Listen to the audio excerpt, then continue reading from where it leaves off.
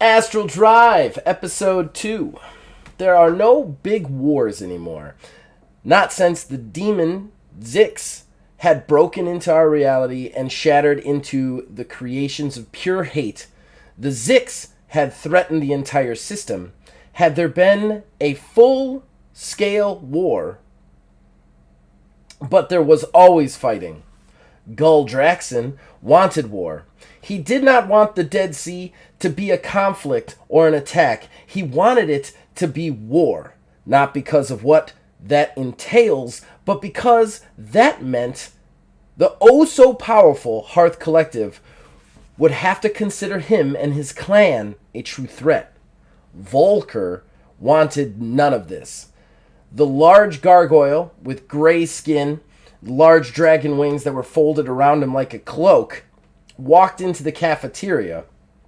He didn't care about change or freedom. He didn't have a people to care about. Volker just wanted to watch it burn.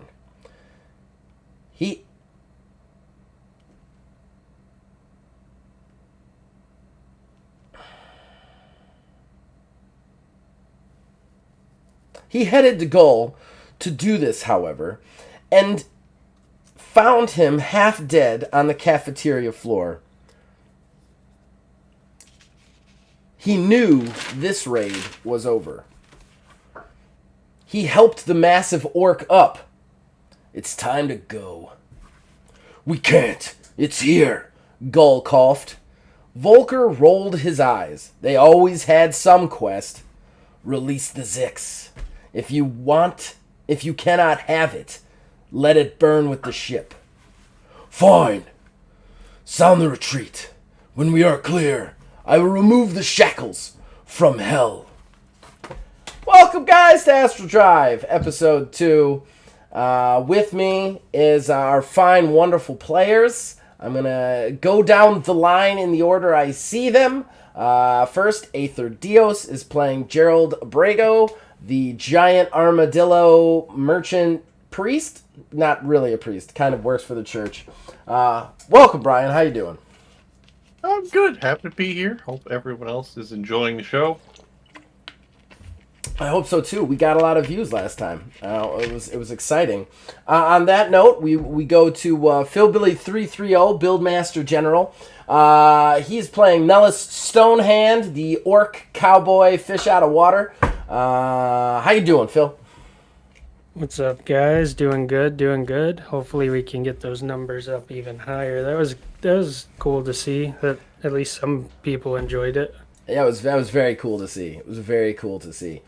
And then last but certainly not least, our official TTRPG partner, Wizards Respite, is playing Alfred Whitecastle, the human who is behind the entire expedition that they are all getting roped into. Hi, yeah, super excited to play again. This is a really fun game, and I can't wait to do some fighting this game. It's gonna be exciting. Yeah, there's definitely going to be a lot of fighting today. No doubt. So, first and foremost, everybody starts with a number of momentum points equal to their charisma score. As per se usual. Yeah, equal to the charisma score. Okay. As per se last time. And I start with 6 bad guy momentum because there is 3 of you. So... all right. So, we are going to start with Gerald. Gerald, you are running down the hallway with the... did you ever find out what the mechanic's name was that you've been, running around with? I can't remember. I know what it is. I can't remember if it was said to you. Okay. I don't think so. All right. It hadn't come up. We were kind of indisposed. Just a quick header. They are all on the ship The Risen. It is a large training ship for the Hearth Collective, which basically specializes in training initiates and then placing them in groups for the Hearth Collective. And Alfred Whitecastle was putting together an expedition, which an exploratory expedition, many systems away, the farthest jump that there would ever be from the Hearth Collective. when they were attacked by Vikings with basically demon gods attached to them.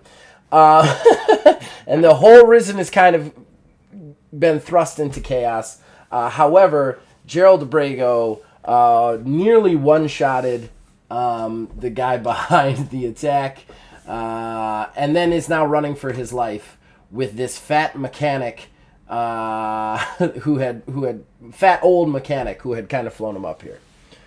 So you're running with him down the halls. You have no direction, no like anything. You're just like making turns, like hoping that you can outrun the gunshot that you made earlier and any attention that would attract.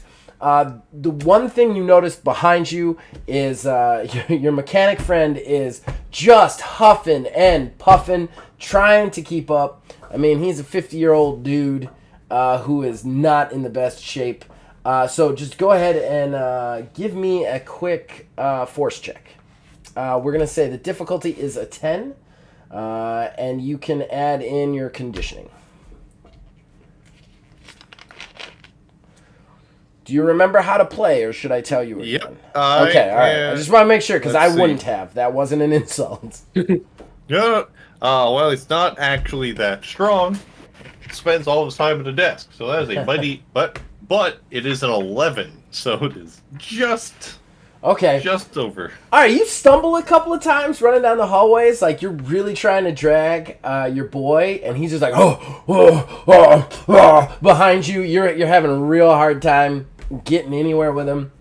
And to that end, you end up seeing a supply closet up ahead that maybe you can hide in, because you could tell that the person you're dragging is not going to be able to keep this pace up.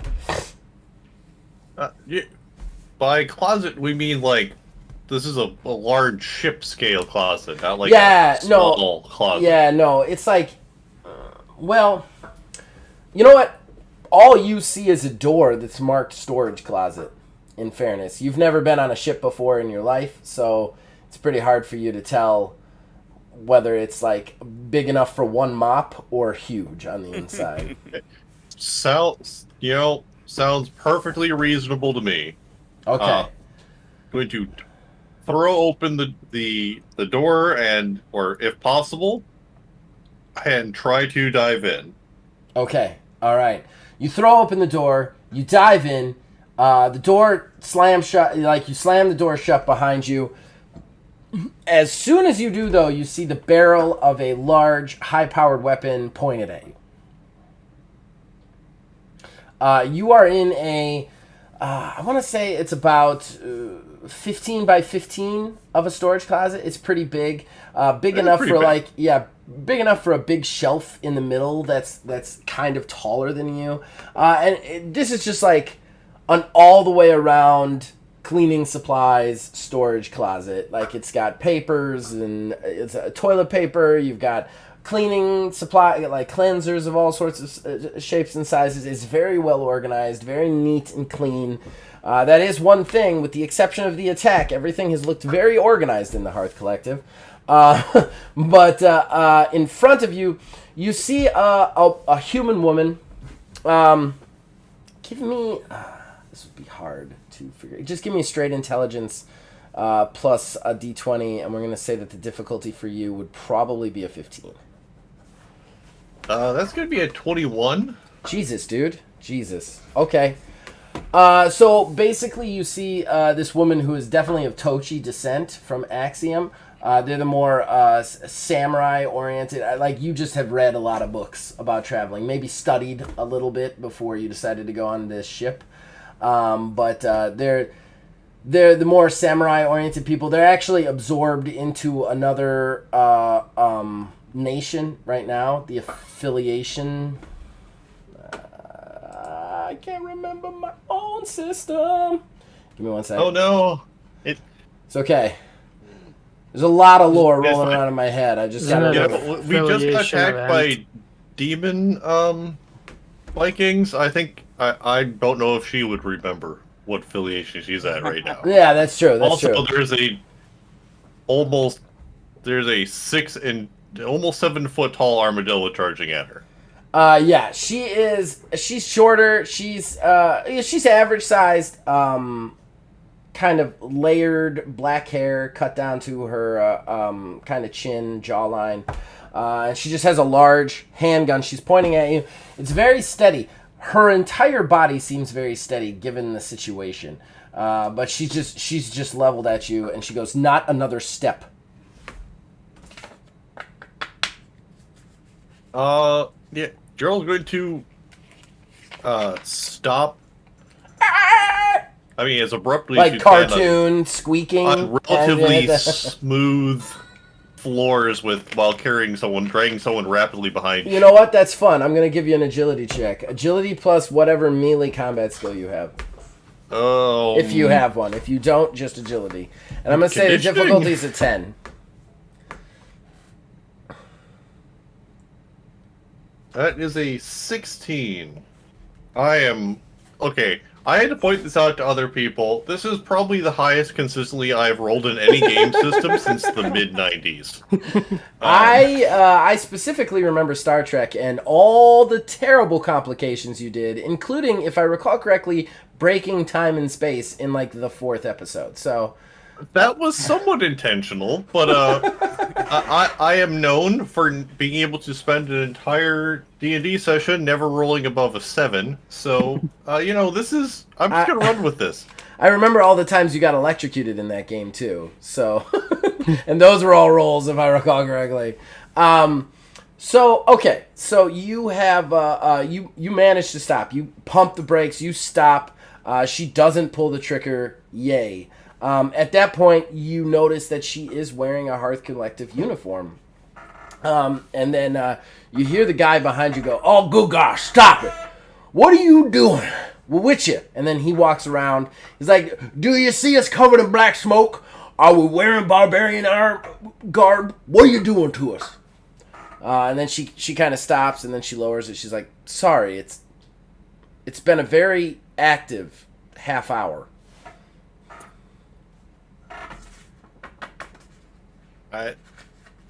It's only been half an hour? He's like, "And it's a Brago. Look at that gun. He took one of them big sons of bitches out rescuing me. He was going to cut my head off, take my head right off." At that point, you see her focus shifts, and it's very out of place. She hones right in on your friend. He is covered in sweat from running. Way more sweat than he should have. Like, way more. He's still breathing hard, and he's got a couple of like kind of marks around his neck, red marks. She immediately walks up to him. She goes, "You look like you're in pulmonary distress. Can I check you?" And then he doesn't have a chance to say no. She just kind of grabs his hand, checks the pulse, then looks at his throat. She actually uses some medical jargon that I, as a game master, do not know to repeat, but basically points out that the neck is going to bruise, but he's okay, and that most likely he has a high cholesterol and should probably seek to lower that in the near future. To which, the whole time this is happening, this is like a good 90 seconds just in the middle of this. Like, she was pointing a gun at you, now she's doing a full examination of him. The mechanic just keeps looking at you like, he's giving you this eye like, "Do you believe this girl? What is happening right now?" Like, just doesn't know what to do with this. And then when she finishes with the whole thing, he just looks at her and goes, Do I get a lollipop too?" She's like, "I'm sorry, I don't have any on me. The Hearth Collective doesn't pay for lollipops." Oof. She looks at you and goes, Do you have any wounds? Were you hurt in any way, shape, or form?" Had not considered this at any point. Also did not realize, honestly, that his gun is still in his hand. And really that it had been fired. So he panics slightly. I'm actually going to make you do a charisma check. Straight charisma check with a difficulty of 15. Because, yeah, this is the first time you've shot someone. You've had your gun. You've done a lot of target shooting. I mean, everybody on Genesis does. But you're a man of the cloth on there, so very rarely does anybody try to, like, holds you up. You've not had to be in combat before, especially not with a firearm. This is the first time you've ever shot somebody. All right, I'm just gonna send this to you, just so you know that I'm not faking I things. trust you. We are all trusted here, okay? That You don't that have to is prove it. a 19. That's awesome. Okay, so One of these days it's gonna go really bad for me, and this system's gonna kill me. I do want to point out all your good rolls, with the exception of that stealth roll last time, have been about, like, stopping and, like, talking to somebody. Like, when you need to, like, really have a fight, that's when you're gonna botch and get gutted. That's not a great time to Don't do boss. that. You're getting all your luck out now. Yeah. Whenever I'm in a game and I'm rolling like that, I'm just like, oh, I nailed another chat check. Okay, I'm gonna fucking die today. That's what's gonna happen. Yeah, alright, tying my shoes, I used my 20 when I could have just taken 10. Great. Right. Well, that's it. That's it. Okay, so, So he you calms yeah. his nerves, just takes a breath, then remembers he still has his gun in his hand, and puts Holsters it it. kind of carefully, kind of resets it back in his holster, and starts patting himself around, which is kind of awkward. Shell is large. Even though you No, pass, I don't think so. even though you pass, you can see that you're a little bit in shock. Like, you're teetering on the edge of shock, right? So she just kind of comes over. She takes both your hands in hers. And this does not feel empathetic so much as clinical. Like, she's doing this out of a book. Like, this, like, she read this is the best response for somebody about to go under shock. So she takes both your hands and she just goes through this, like, now I want you to breathe in, 1, 2, 3, and then out, 1, 2, 3. Can you do that on me? Focus on my eyes. Do that. And she just, like, pulls you in. And then behind you, you see the mechanic just start to, like, laugh to himself. Like, what in the hell did we just... Are you kidding right now? Did we just stumble into a yoga class nobody told me about? And then, but He's very confused. I love that This guy. is not at all Yeah. how anyone did. It's not from the big. It's not that big of a city. Like, it's money, but like, the church health insurance is not amazing. no, Genesis is You a have, rough like- place. Family, doctors, but this is weird. But Yeah, strangely calming. yes, she does. Unless you want to resist it, you can attempt to. She calms you. She has a calming effect on you. And then once she has you calm, she's like, good. Now please maintain that breathing while I give you a thorough checkup. And then she just starts going over you and looking at you. And then you actually hear her mutter at one point, like, an Arma. I have not had the opportunity to look at an Arma in person before. This is really special. If you don't mind me saying, of course. Thank you. I think. What are you doing? Finally, she stops and she looks at you and she goes, I do not believe you were hurt or injured in any way. And then you just hear the mechanic like, well, that's great. He's fine. I got high cholesterol, but I want to point out we're still on a ship full of death demons trying to get us. Maybe we need to come up with a plan, or hell, what the fuck are you two's names? She looks at him and then looks back at you and goes, is he always this crude? We just met. I don't even know him. Can I try to still keep breathing? She I goes, like. what? I was just saying, I like that this guy is like the diabetes commercial dude. Wilford Brimley. Oh, God. I see Nick Nolte in my head, but just with a different voice. But yeah, that's I'll take Wilford Brimley. All right, well, she introduces herself. My name is Kelly Kalins. I am a medical initiate about to receive my 8th order badge. And then I will be able to go on an expedition of some sort. And then I believe I know who you are. She points at the old man. And he goes, Carl Vargas, technician extraordinaire. I've been doing this shit for way too long. I ain't gonna count stuff out. I'm some sort of order number. I can never keep that shit straight with the Heart Collective. They just let me work on machines, so I work on machines. That's how I do shit. And then they both look at you.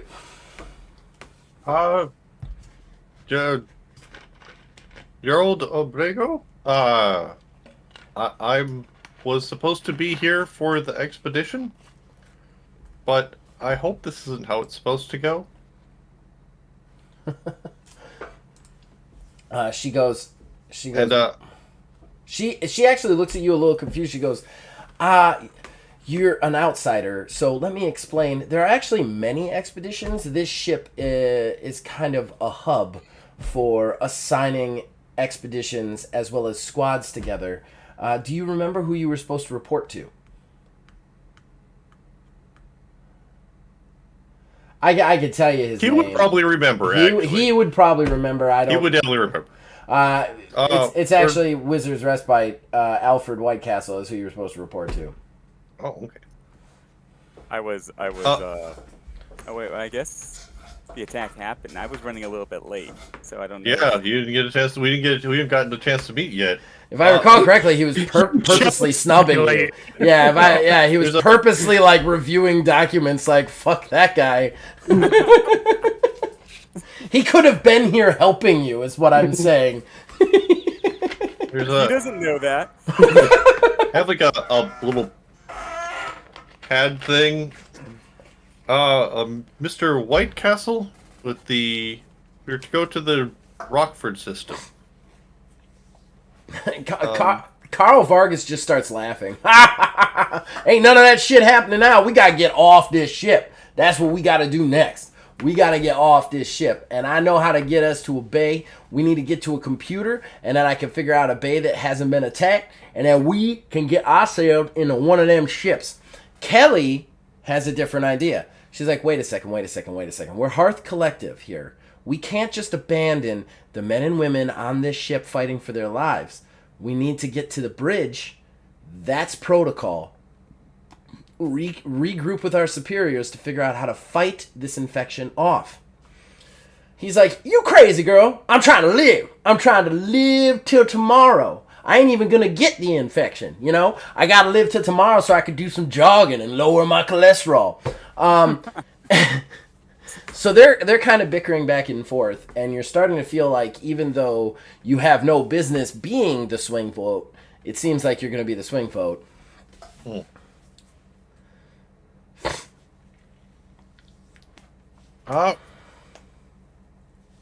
Well, we are, the church teaches us that, discretion is the better part of valor, and profit can be seen in living another day. I think we should leave. They both stop and look at you. Kelly doesn't look disappointed. She actually kind of contemplates what you're saying. She goes, you know, you are a civilian. You're not Hearth Collective. I think it is wise to attempt to get you off this ship as soon as humanly possible. Then she turns to Vargas. Was like, yeah, that's, and I'm gonna drive him off this ship because I ain't staying here one more goddamn minute than I have to. And at that point, yeah. So he's like, all right, what we need to do, we need to get to a terminal, and then I can figure out where we gotta go from there. So you guys are gonna formulate a plan on that, and we're gonna switch off. All right. So back at the lift bank, that's where we were. We just had a nice little brawl. Nellis had shot a bunch of people. Boom, boom, boom, boom. And Thaddeus Catch, your mentor / friend, had crushed one with a construction, if I recall correctly. That's how it gone down. And you guys had just met up with Alfred Whitecastle. Yep. Right. All right. So at that point, Thaddeus just like chimes in. He's like, I say I do believe we need to get... That was Southern. That was way too Southern for him. Hold on a second. I just did Foghorn Leghorn for Thaddeus. I say. We need to get to the bridge. I feel like I'm going to make a Foghorn Leghorn character at some point. Just prepare you guys now, because that was way too much fun to do that. He goes, what we need to get to the bridge. That is protocol. We need to regroup with our superiors and figure out exactly how to deal with this threat. I 100% agree, but what is the best way to get there? He turns to the lifts. The elevators / lifts are kind of like, they don't run, obviously, they don't run on like cables. They run on kind of like impulse engines almost. That kind of, so they actually move sideways, backways, all sorts of different ways. They kind of move through the ship because the ship is not a vertical building sort of thing. It can actually go like up and to the side and whatever. So he looks right at the lifts. He goes, I do believe that's the only way to get there. Well, the fastest way anyway. However, in such a situation, I don't know if it's the safest. I would look at Alfred at this point, and I'd be like, Mr. Whitecastle, I gotta ask, because if we're going to use these lifts, that's where this company you see the remnants of happen to grace us with their presence from. Do you have any combative skills to be of assistance if things should go poorly? How would you respond? Role playing. Yeah. I am quite adept with the blade. Well, you're using those $3 words like adept. I'm sure that I can trust your abilities. Okay, for that, he will sort of smirk a little bit and pull out his sword and do a little bit of a flourish. Oh! Very Nothing impressive. like super threatening, like he's not approaching it, but he's gonna do a little bit of a flourish and just sort of slash it around, and then sort of almost not quite, but almost like toss it and then catch it in the scabbard. Hip! Hip! Hip! Hip! Hip! Hip! I smile. I'm like, very impressive. Let's hope that those blades see red just as fancy as they spin.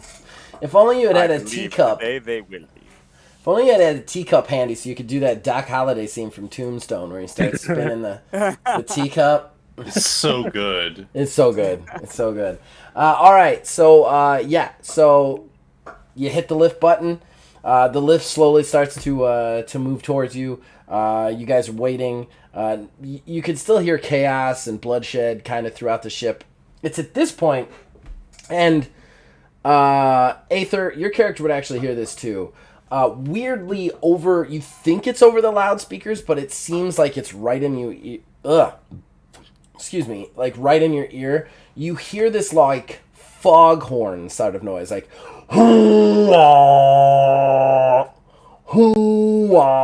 which is not a noise that would ever show up on a Hearth Collective ship at all. It is straight like Viking horn madness. And just so you guys know, it is not something that like somebody's just blowing a horn and you're hearing it through layers of metal walls. Like it's either a magic spell or it's over the loudspeakers or something. You're not exactly sure. And you're not exactly sure right off the bat what it sounds. Should I give it? I'll give everybody a roll, an intelligence roll, with a 20. Because none of you really have the experience to know what this horn would mean. Oh. That is a 10? I do not know. I Five. rolled a 22, actually. Nice. Oh, shit! That's okay. the way. All right. Great. That's definitely a death save swing that I needed to have later on. Okay, you have had a lot of experience in your life. because you're a surveyor, because you've traveled a lot of star systems and to a lot of places.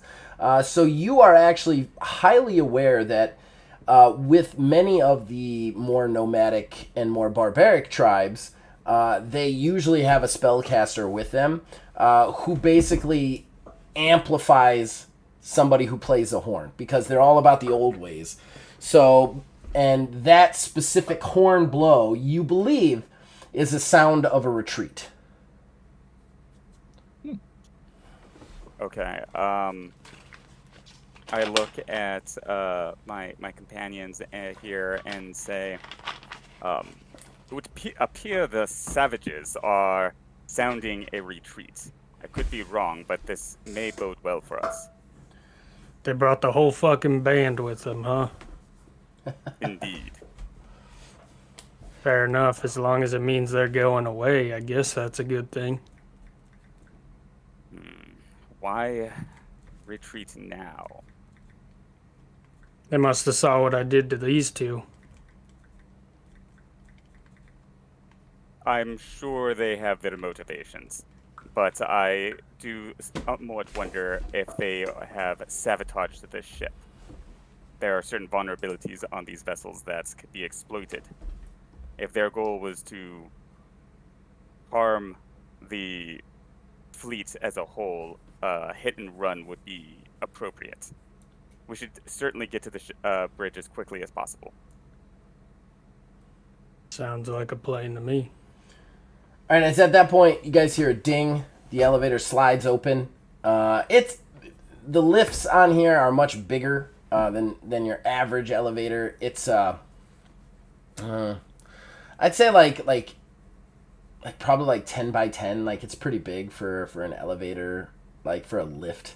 So you guys can very comfortably sit in here because there's only so many lifts and there's a lot of personnel on this ship. So they usually pack them very full. So the three of you get on the lift. You kind of stand there, and then it dings, and it starts to move. You can feel it kind of start to move up for a second, then kind of over, then up.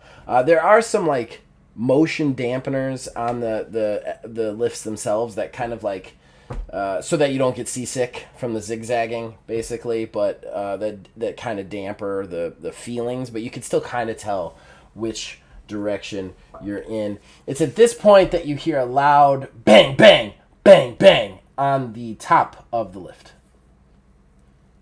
Oh crap! What is the? Is it like a steel box that we're in, kind of? Yeah. They're not exactly the most sturdy things, but yeah, it's a metal box. If I need to make a perception, I will. But is there like a access hatches and like a service hatch in the ceiling? There's definitely a service hatch. You don't need to make a check for that. It's very clearly marked. It says like red, open in case of emergency, basically. And how tall are the ceilings? We're gonna say they're about. Well, they accompany some pretty big aliens, so we're gonna have to say they're at least 10 feet tall. Would I be able to reach them by standing on like these stools or the benches around the edge? There's no benches around the edge. There are some hand grips around the edge, which you might be able to. You could stand on them to get to the roof. It would be hard to get to the hatch, but you could do it. Just need to make some rolls, basically. Well, from what it looks like, folks, there's only one way in and one way out. So whatever that is, unless it's a friendly stuck up there, it could be bad.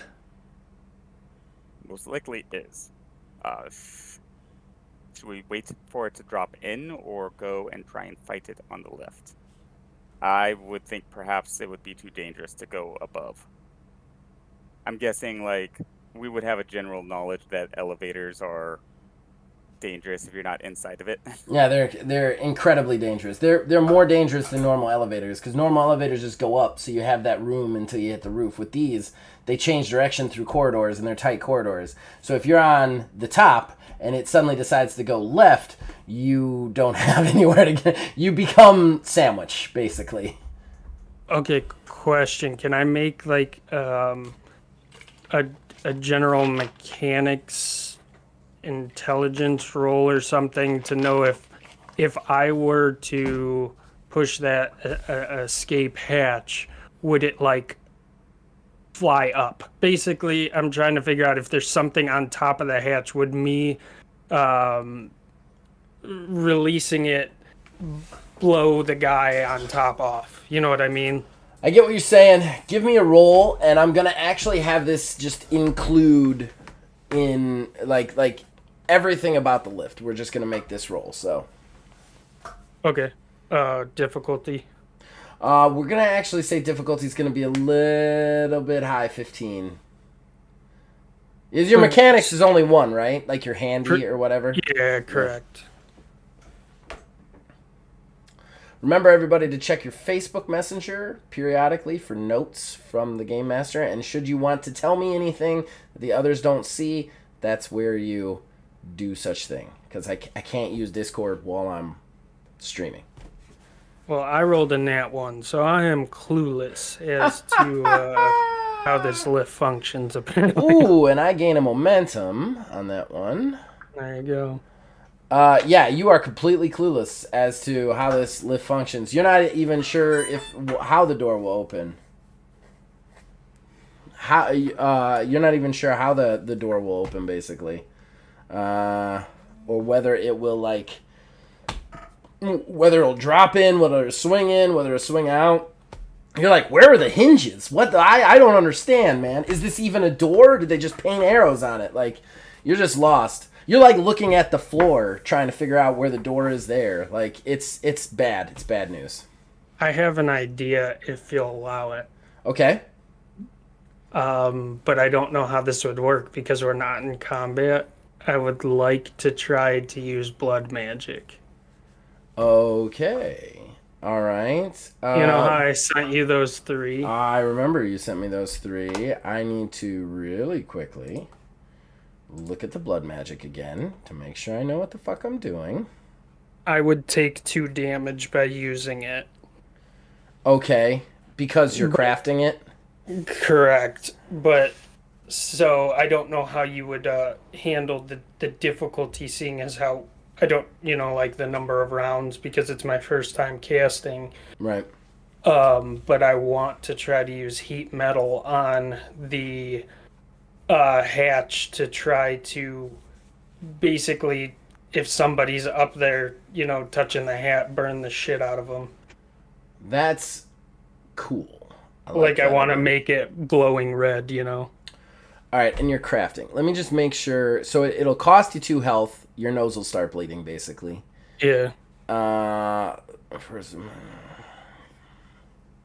let me just look this up again because we haven't actually used magic yet. So I don't wanna screw you by accident. You know what I mean? Yeah. I'd like to continue to concentrate on the spell for a number of rounds. All right. The crafter then begins to craft the spell. They may elect to continue to concentrate on the spell for any number of rounds to reduce the difficulty of the crafting check by 2 for each. However, if the player is struck by anything... Wait a second. Okay, the reach. You're not doing that. Okay. Depending on the manner of casting in which they were attempting. And they cannot attempt the same type of spell for the remainder of the day. Okay, that's if they fail. Correct. Yeah.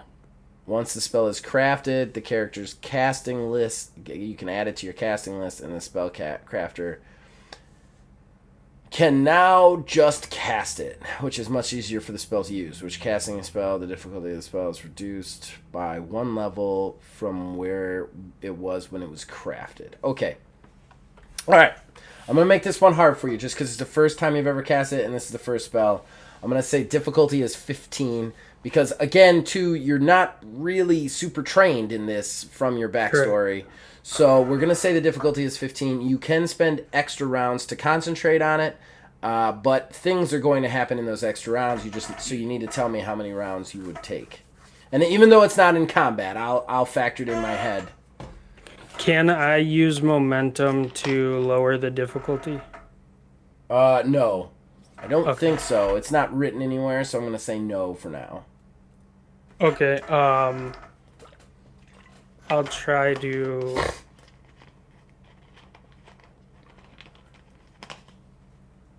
concentrate it. How long is a round?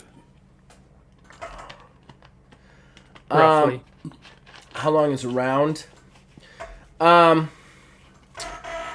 now we're going to say 7 seconds. I'm not sure that's going to be final, but for now we're going to say 7 seconds.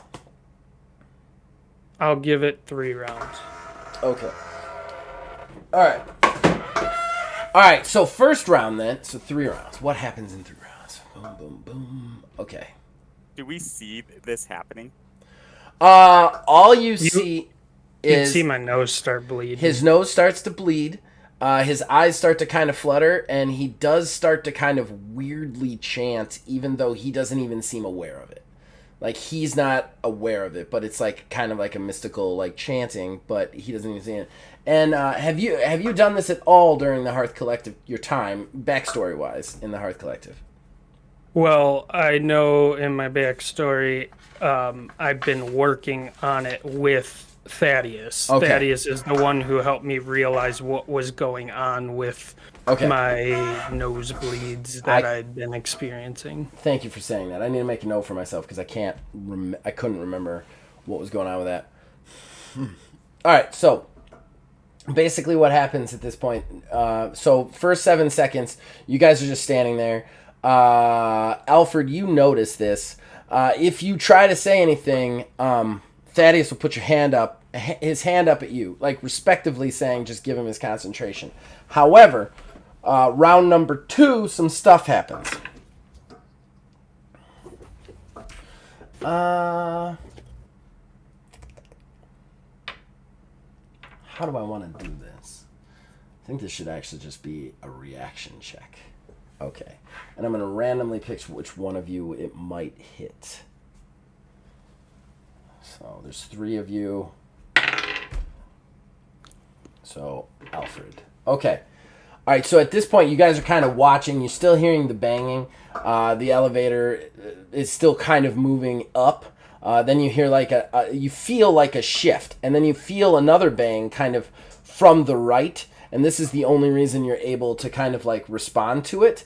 But a huge sword just drives through the side of the lift. Just through the metal, just in, and it's gonna try and stab you, Alfred. You're gonna need to give me a dodge check. Well, no, we're gonna do an awareness agility. Okay. And the difficulty of that will be, I'm gonna give it a 10. Okay, now I do have awareness as a skill. Yes. But I didn't spec into that, so it's still just at 1. So would it be awareness 1, intelligence 3, or Agility. perception? Agility. Or just okay. So it's agility plus awareness, and then you're trying to beat a 10. Agility. Oh God. Agility plus awareness. So that's 4. So you need a 6 or higher. Yeah. Nah. I didn't. I got a 2. Uh-oh. I got a 2. All right. Cool. So he's going to hit you. At least it's a low roll. So you're going to take 8 damage sharp for threshold. For actual damage, you're going to take 5 for vitality.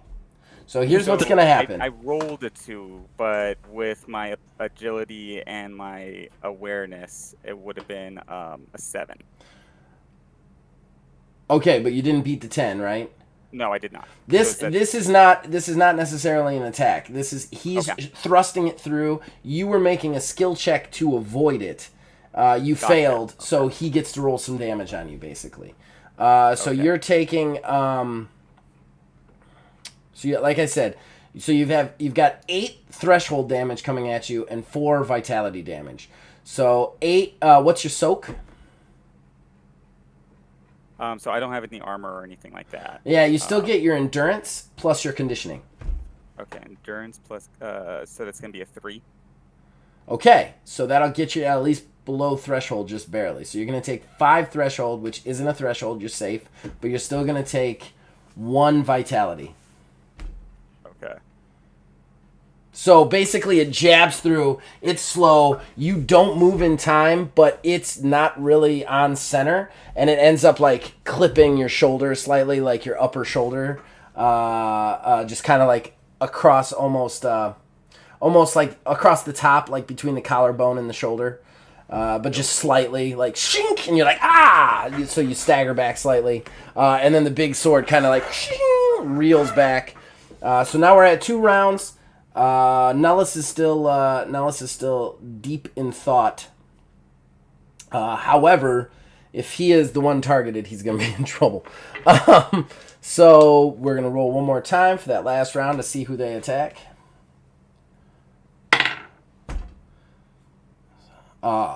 Thaddeus. Okay.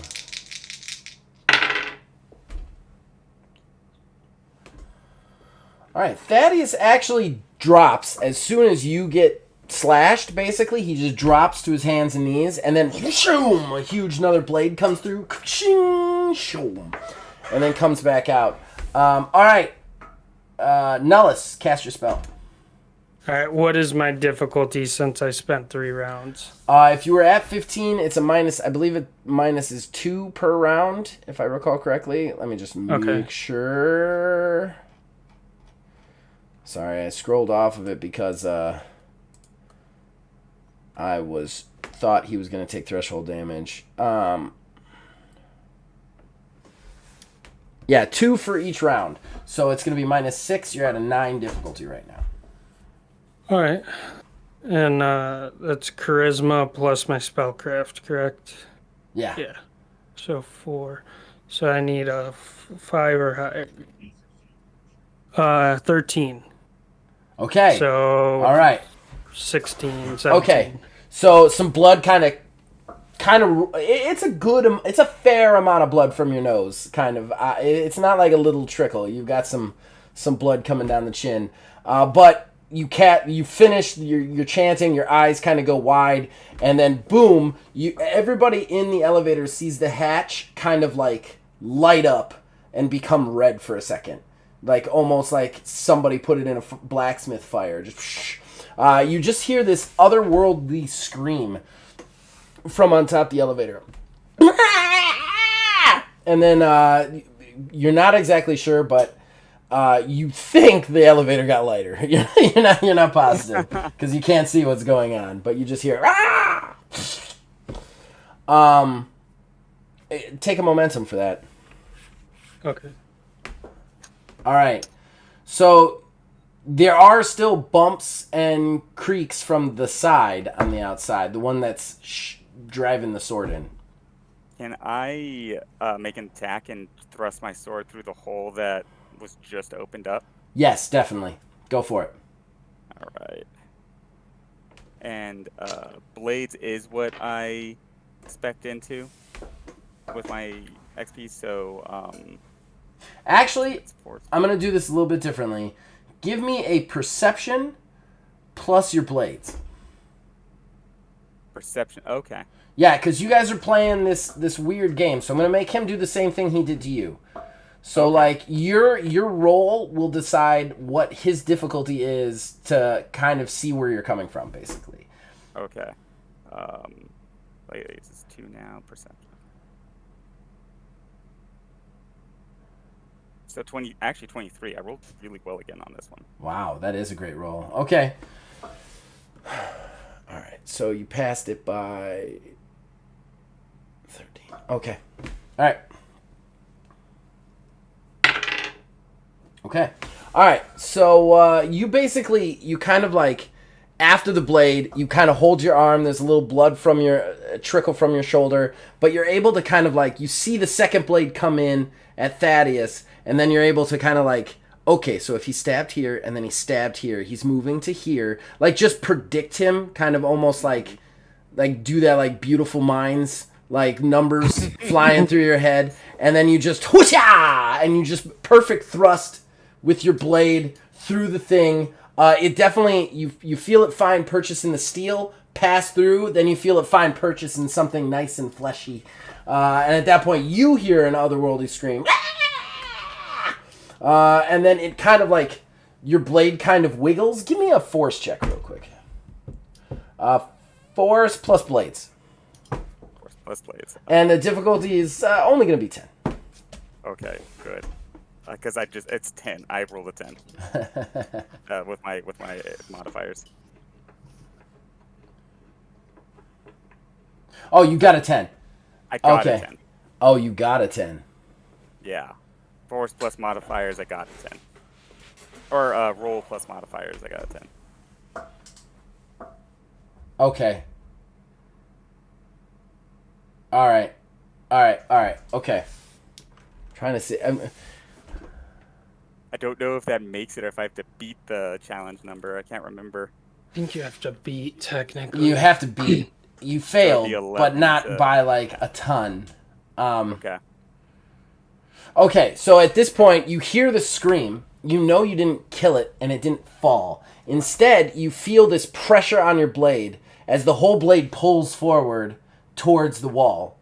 Now you're going to make a contested force check against the thing on the other side. Oh boy. Okay. Just straight force. You're trying to beat his roll. Let me roll mine first so you know what you got to beat. Okay. And take a momentum for your attack. All right, not too bad. He's got a total of 9.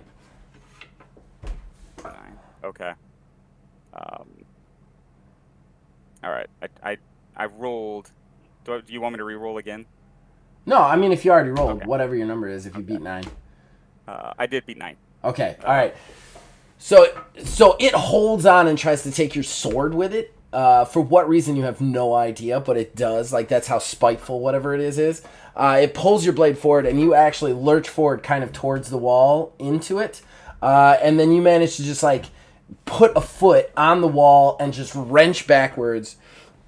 You pull the blade out of the wall, away from the thing, just as you guys feel the momentum shift back to up. And then you just hear this whack, and then that's it. And we're going to switch off to Aether Dios. All right, so you guys are in... Blind fight we had. It was pretty awesome. Elevator fight. I do set pieces good. And there's nothing else I do set pieces good. That was awesome. Okay, Aether. What are, like, you... So you guys are still in the storeroom. You have a plan. You're going to get to the ship and escape. You heard the horns. That was the last thing you heard.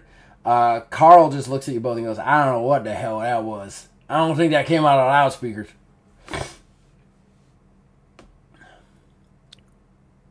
Do ships not normally do that?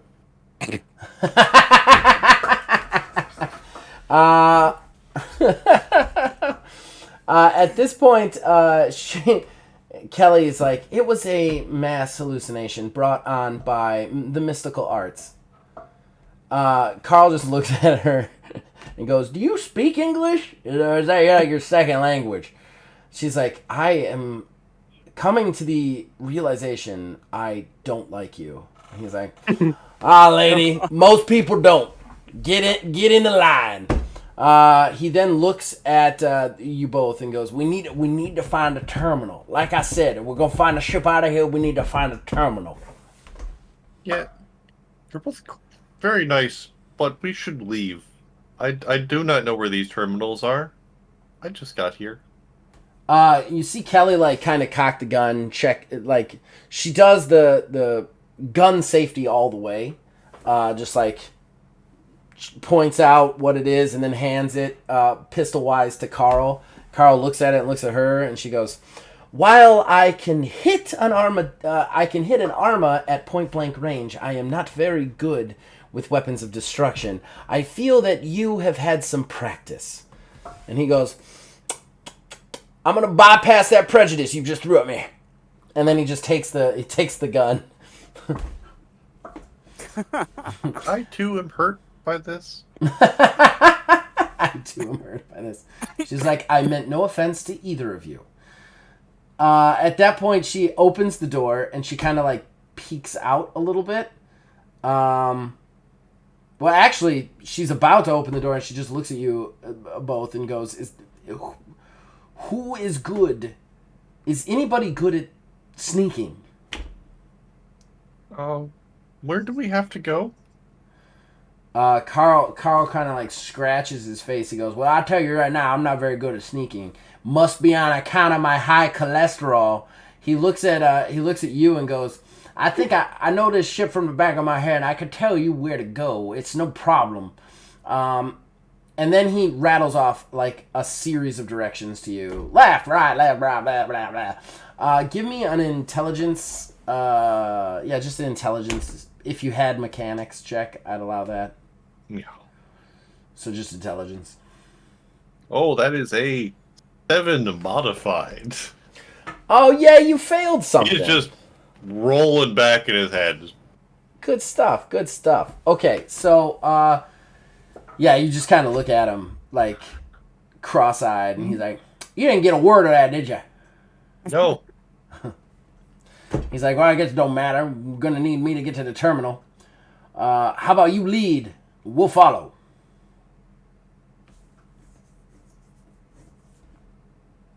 He eyes you while you kind of silently look at him, and he goes, "I know you know how to sneak. You pulled that ninja shit on that orc." I don't know what happened. Also, I don't understand where we're going. "We're gonna go out this door.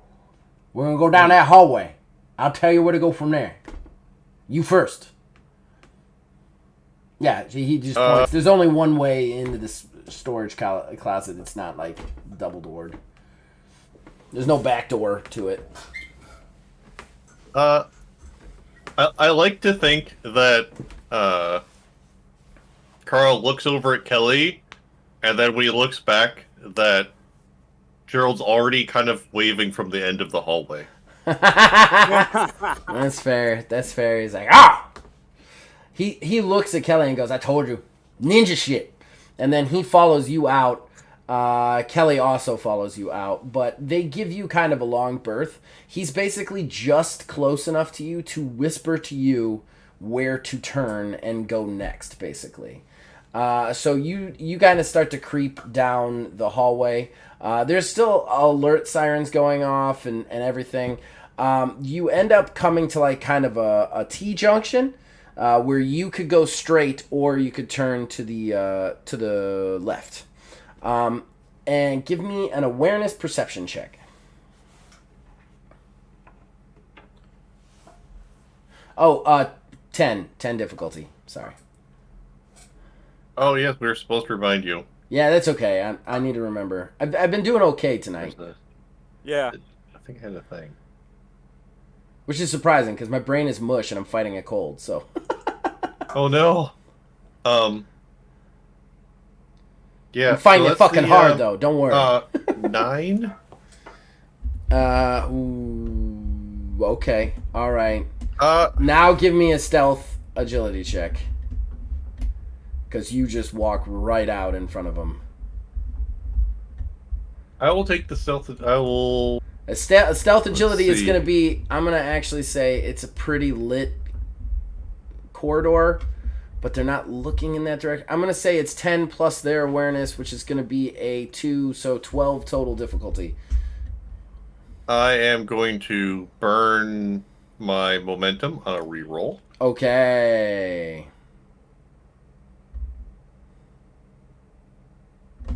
That is much better. Is perception stealth? Or agility stealth? Agility stealth. I am going to burn a momentum to make you reroll again. Ooh. I gotta be a dick. I gotta start being a dick to you guys. You guys are out of the tutorial level. I gotta start being a dick. You've You've learned how to jump. You've learned how to duck. Board. That's a failure across the board. Oh yeah, that is a mighty 5. Okay, things get complicated. The game. All right, so basically you walk. You don't hear them. You just walk around this corner, just a big arm of walking. Like, there's nobody here. Why are you even sneaking? And then that's the point where you just like step out in front of them. You see 3 things. You see a goblin. No, wait. Yeah, you see a goblin who's like looting a body. It actually looks like a body of another barbarian who's been shot down. There's a couple more bodies farther down the hallway past them that may be Hearth Collective, you're not sure. But this goblin, because it's just a hallway with some doors and whatnot. This goblin is looting them. He's got some like nasty knives on his side. And then standing over him is a stout, which is our version of dwarfs, basically. Who's kind of got this large, evil-looking warhammer just kind of slung over one shoulder. Just like, would you frickin' hurry up? He said to retreat, we're gonna miss our ship out of here. And the goblin's like, you know how valuable this space stuff is. I could get so much for this back home. He's like, we don't do this for the money. He's like, well, that's fine, but we could also take the money. You guys also see next to them one of the Nyx. That Nyx is just glowing crimson and just standing there next to them, kind of like motionless. This particular Nyx is... we're gonna say this particular Nyx is... It looks human in baseline, and it is holding like a hearth gun in front of it, just like at ready, just standing there almost like a automaton waiting to get its orders, so to speak. But you walk around the corner, just plonk, plonk, plonk. Oops! Yeah. They both kind of like turn towards you. The dwarf looks at you and goes, ooh, wrong hallway, friend. The goblin's like, ooh, I like that coat. How much do you think we could get for that coat? Dwarf's like, what is it with you and money? We're not in this for the money. I want you to give me an awareness perception. Because something starts to happen behind them.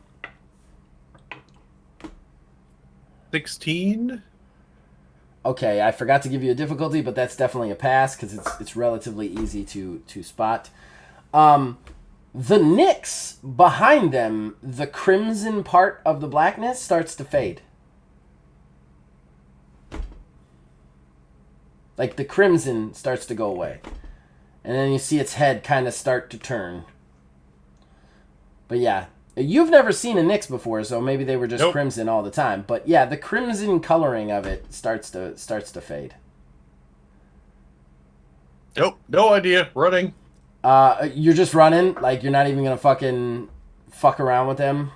Because they kind of look at you, they start to approach. I turned the corner, I saw them, I screamed, and I'm going to run. Yes. Okay, they don't have any ranged weapons. The Nyx does, though. Okay, give me...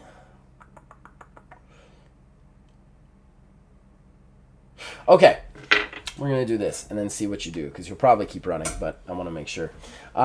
So you just like, and then like you turn to start to run away. When the dwarf yells out, shoot him! Shoot him, you big dumb stupid! He turns towards the Nyx and yells at him.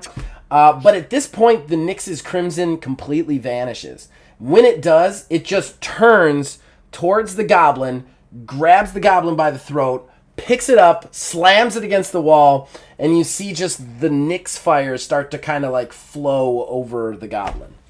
And he's like, oh, no, like just like panic screaming. The stout just like turns around and like, no, bad Nyx! And he just turns and starts to like take a swing with the warhammer. What are you doing now? I didn't see any of this. That's behind me. I'm going down the hallway. All right, sounds good. All right, so you bolt back down the hallway. You come back around the corner, kind of back towards Vargas, or do you go the other way? Because it's the T junction, so... Yeah, we're supposed to go one... Oh, okay. You're supposed to go past them. You have to go past them to get to the terminal. Yeah, I was just gonna... When you come back around, Vargas is like, what you doing? That's the terminal way. Why don't you do your ninja shit? Kill him! Panicking and just... There was... Hallway... Monster... Dead... Not that way. He's like, not that way. God damn it. He kind of stops and turns. He kind of peeks his head around the corner. And he goes, all right, not that way. And then you guys keep going down the hall to the screams of whatever's going on in that hallway, avoiding it. But as you walk down, Carl's like, man, those Knicks, they're very confusing today. I don't know if they're working with them or not working with them. Stuff's going all sorts of wrong. Kelly just chimes in and goes, Oh, the Zix. I keep calling them Knicks. They're Zix. Sorry. He might call them that. Gerald has no idea what any of this is. You're aware. Okay. All right. So let's vaguely aware of it, but like broad concept. Like, right. If someone's like, if someone says demons, now we think demons. But this is basically like someone says chupacabra, and you're like, I think I know what that might look like. Right. It's probably bad, but sure. And then one's there, and they're like, yeah, that's one of those. They're like, okay. Carl actually sees your confusion and goes, that's... Yeah, Carl actually sees your confusion and goes, that's the Zix. That's what we fight. That's why the Heart Collective's around. The whole Zix war, they're still roaming around, flying around eating us. That's a thing that we still do? Oh yeah. That's definitely a thing we do. Gerald's just praying. He just starts to pray. Things. Yes. Oh, great Matthias. Let me out of here, please. Oh, Lordy. Let me get out of here alive. Okay. All right. So you continue to head down the corridor. Call high or low for me. Quietly pray. Call high or low for me. Call high or low for me. High. I have rolled a 5. Just so as you know. Alright, so you guys are running down the corridor. Vargas is like, all right. I know of another terminal. We could go up and around. It's in one of the gyms. One of the gyms off the corner. We could get in there. There's a little side terminal. You guys pass into the gym. It's got like, it looks like a gym. There's the treadmills, you've got some weight benches. All of them look very technological and advanced. Nothing like what you would see at home, which is like milk crates hung on the bones of dead monsters. Like, this is very fantastic. But when you walk in, though, the lights in here are flickering kind of on and off, like they've been damaged in some way. And Carl Vargas is like, oh, there it is. Oh, sweet terminal. He kind of walks through the stuff, heads over to the terminal, and immediately goes to work trying to find things. Give me an awareness perception roll.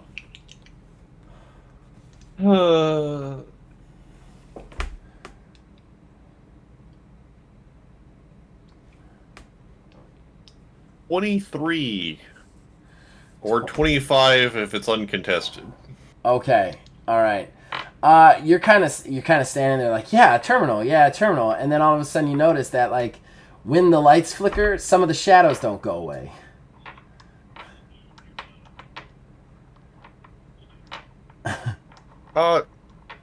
Mr. Vargas, do the ship gyms have shadows that are supposed to be here? It's like, shadows? What are you talking about, boy? Yeah, that one. He kind of turns over. Why is it still there?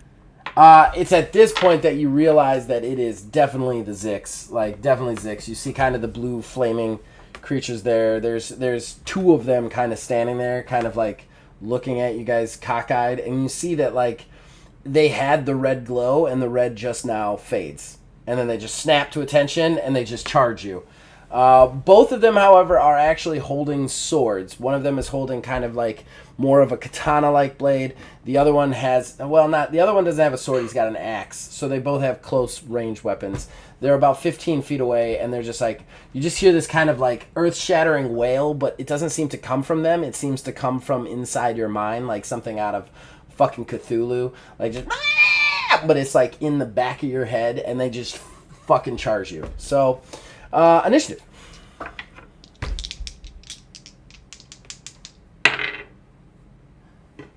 Actually, don't roll initiative. We're going to switch off. We're going to leave you hanging. All right.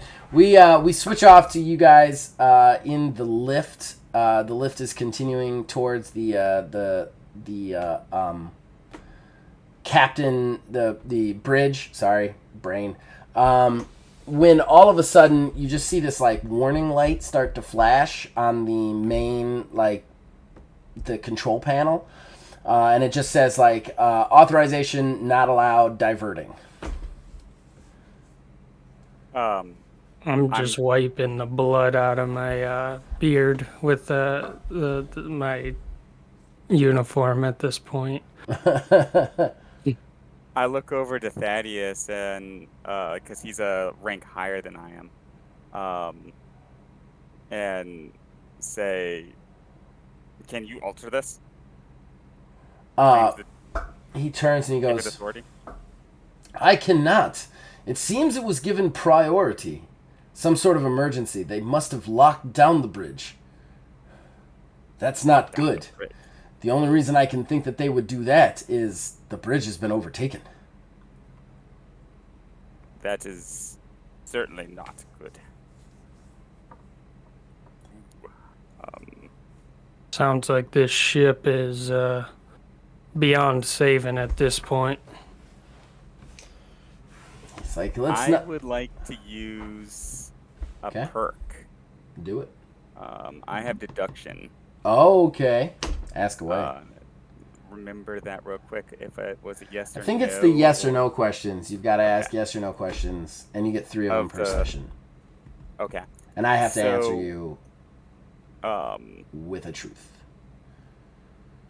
With this, with the deduction going on and the bridge being overtaken, I'm trying to figure out if it would be my best option to try and get off the ship or stay and fight the ship, fight for the ship.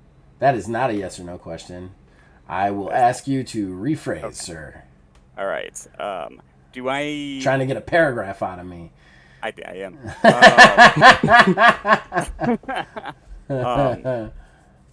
Can I, with this going on, can I get to the ship that I was supposed to take to the Rockford system? Like, will I have access? Will I be able to launch with that? Yes. Okay. All right. I'm marking that momentum off. All right. I'm gonna say you deduce that just from where you've seen the infestation, where you kind of like think the infestation would be.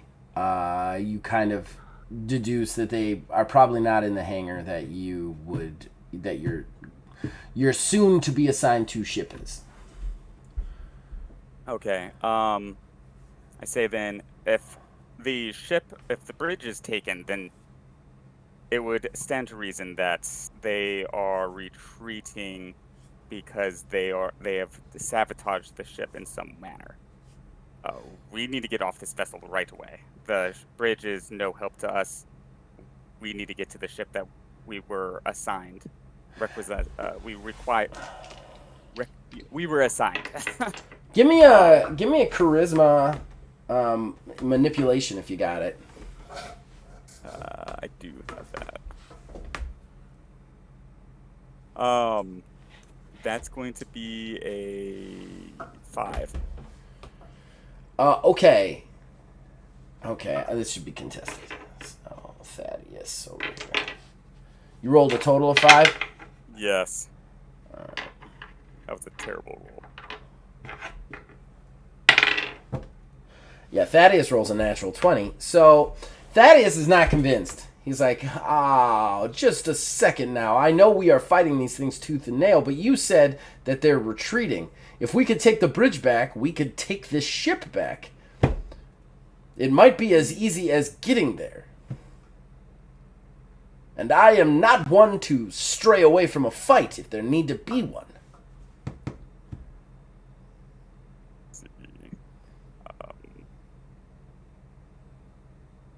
Nor am I, but if they're retreating this quickly after the fight, they've launched it. I don't know that the ship, they have either they have obtained what they've come for. Either that, or we've dealt a death blow to them. How would you suggest we reach the bridge if we are in this particular predicament? The lift isn't heading there. We've been taken off course. They've locked it down. It's like I can get us there. I've been stationed on this ship for over 10 years. I know it like the back of my head. I said that wrong. I meant the back of my hand. Because no one knows the back of their head. They can't see the back of their head. And that makes no goddamn sense. Well, I mean, Thaddeus, if you use 2 mirrors, I mean, technically... A lot of the day. He just studies it so that when he says that, he makes it true. The back of your head is well combed. I am quite impressed. Your argument carries weight. Okay, since I rolled so badly, I will eventually just sort of nod, and I don't think there's any more I can do here. All right. As you say so. The lift diverts and kind of lands. Where would this be? Like in we're gonna say like tactical, basically. It pops open, and you see that this place has seen a fight.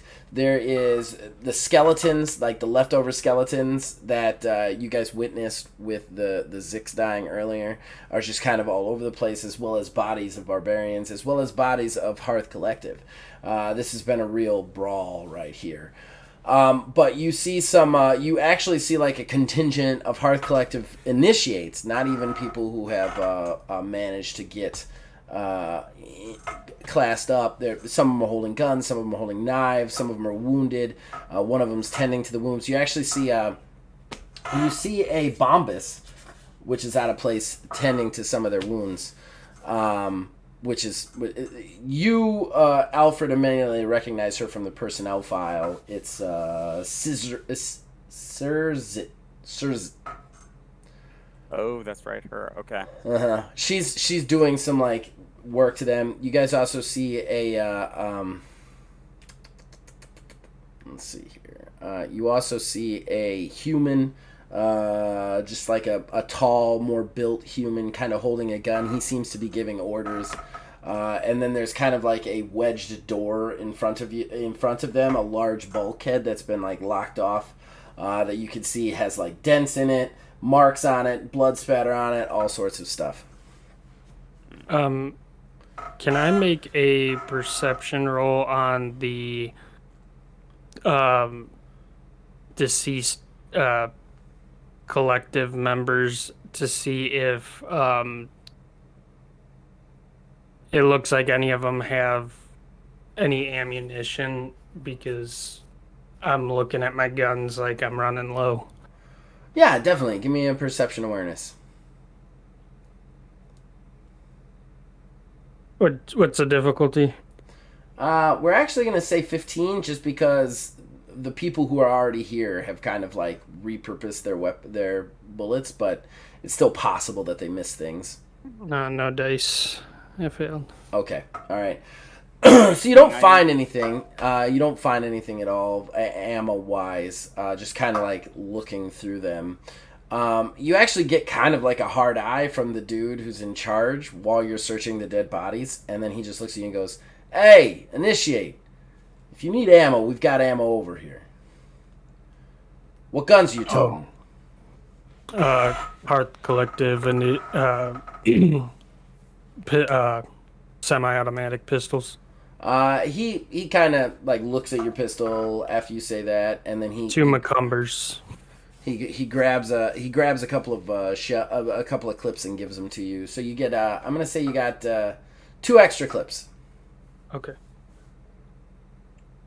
Can I do a check to see who the highest ranking person is here and what their rank is? Definitely perception awareness. Actually, yeah, no perception awareness. What's my Difficulty is gonna be easier. It's gonna be like a 10. Yeah, I failed. That was 2 nat ones in a row. I'm on a hot streak here.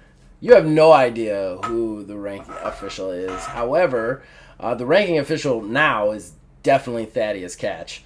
He steps up and he goes, exactly who is in charge here? And the bulkier dude who was with you guys, he steps up and he goes, yeah, Let me try that again. Yeah, me. I'm Stephen Hobbs. He kind of like salutes him. He goes, initiate. We're all initiates. We're trying to take back the bridge. He goes, I say, where are all the officers? It's like, unfortunately, a lot of them got taken out in the initial wave. I don't know how they knew where the bridge was, but from what I understand, the bridge got hit almost immediately as the ships attacked.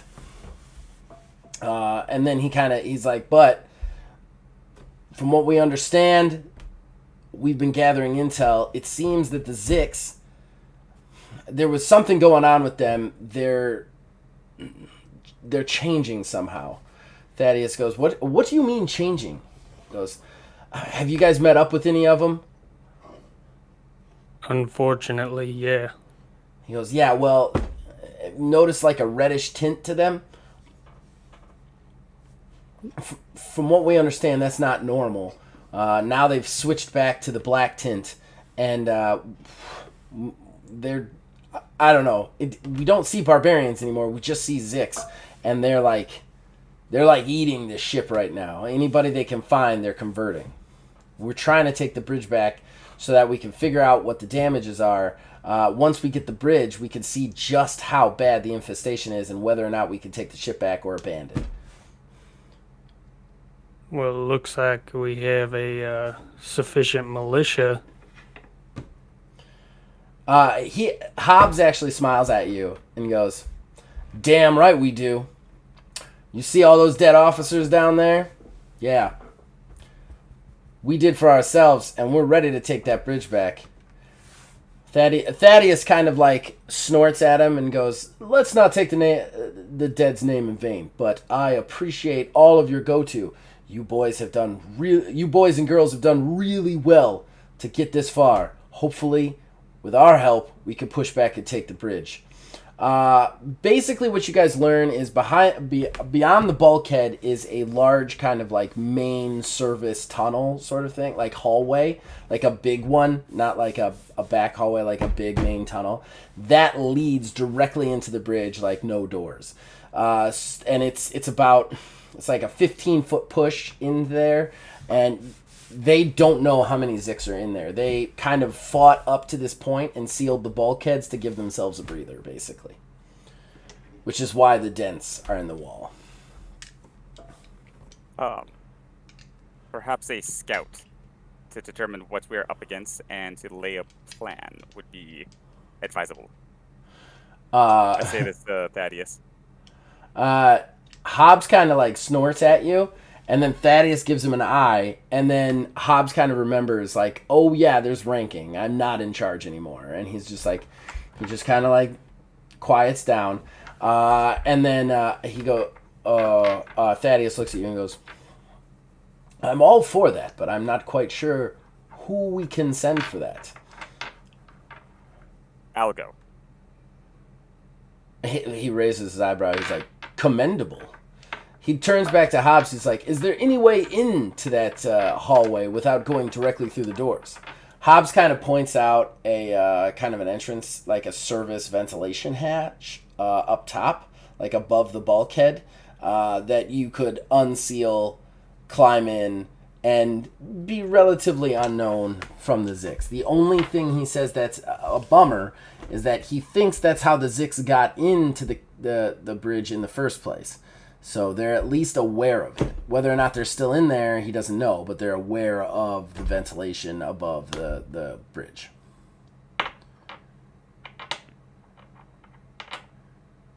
Okay.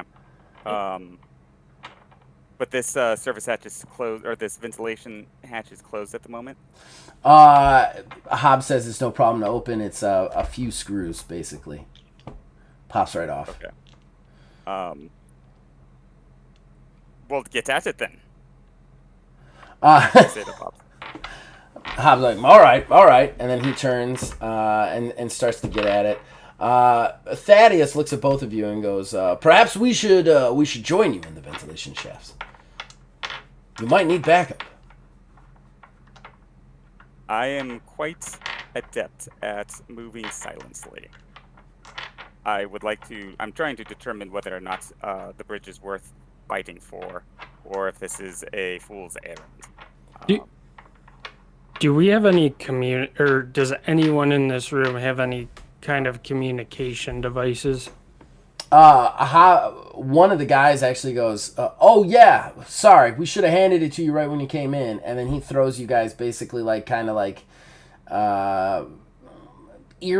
They're kind of like Bluetooth earpieces that they're all working on, like basically emergency kind of in the ear, talk back and forth pieces, basically.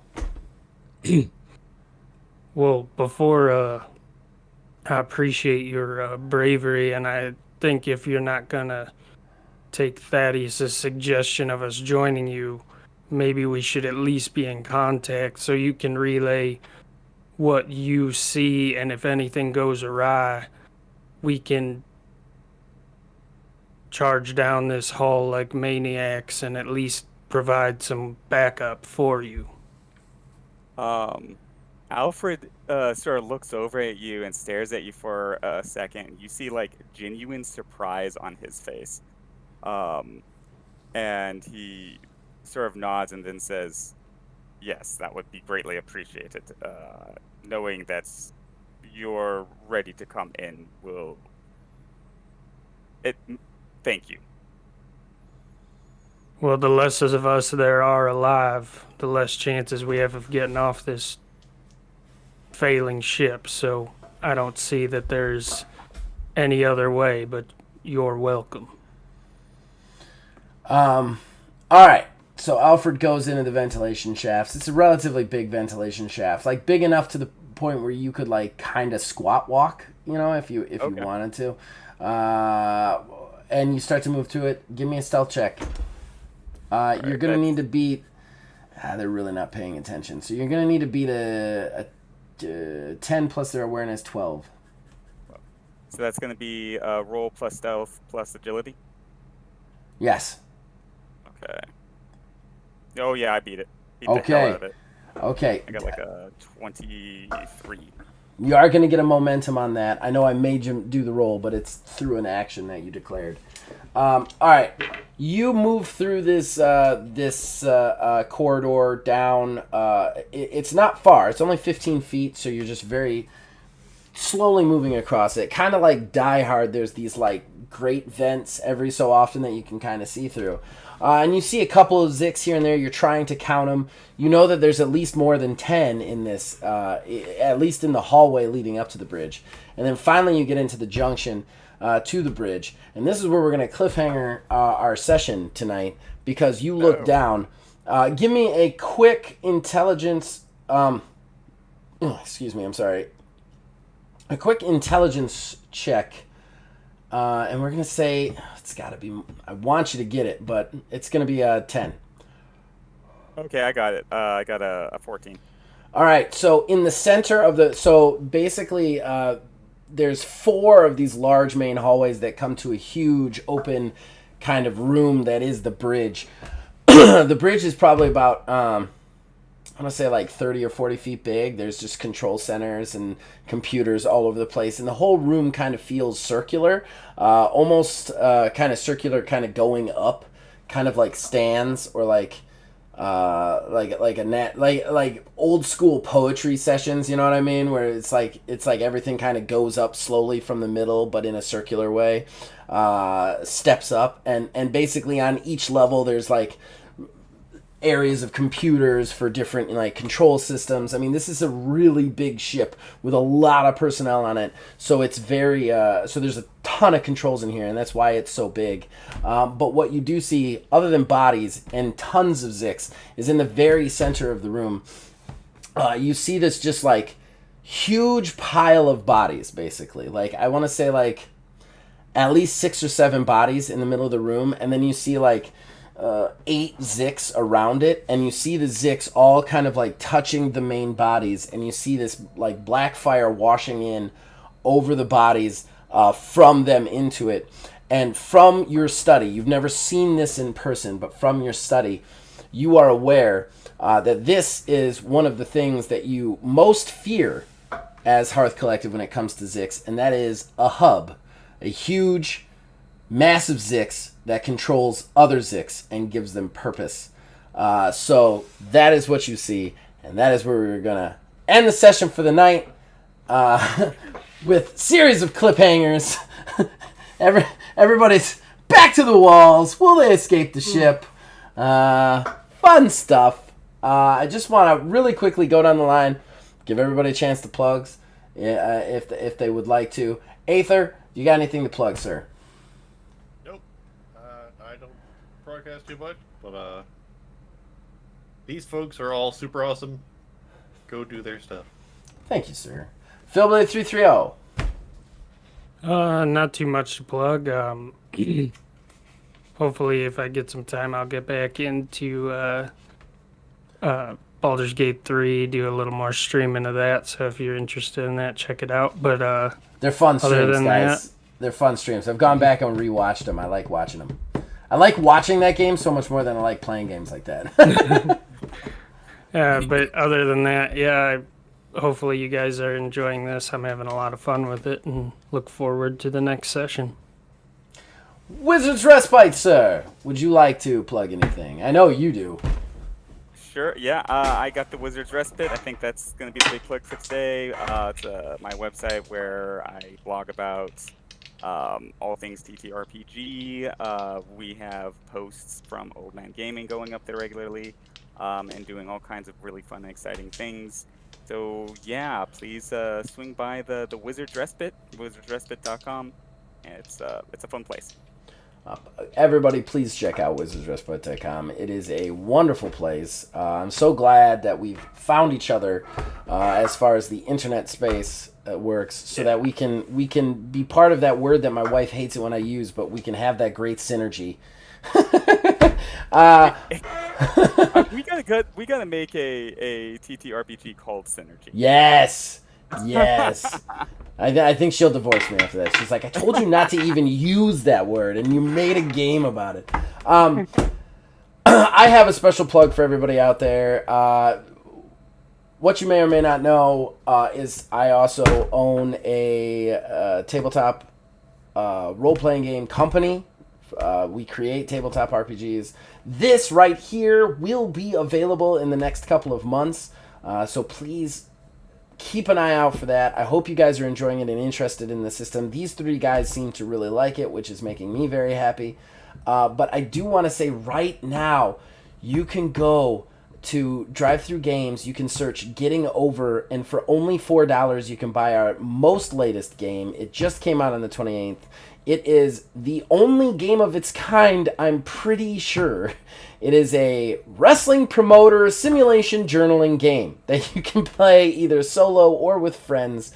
You basically take up the mantle of a wrestling promoter, you book the matches, you hire the people. The game gives you a way to generate the wrestlers too, so that you can kind of like write their story based on what the game gives you. It generates matches. It's really fun, guys. Please check it out, and if you got the $4 to spend, I would be very appreciative. I'm not going to worry about plugging anything else, but this show itself will be back in 2 weeks to see what happens to these poor souls on the Risen. And from that point on, I just want to say one more time, thank you, Aether, thank you, Philbilly, thank you, Wiz, for being here and being a part of this. I'm so excited. This has been really fun for me, and we will see you guys next time. Later. Bye. Good night.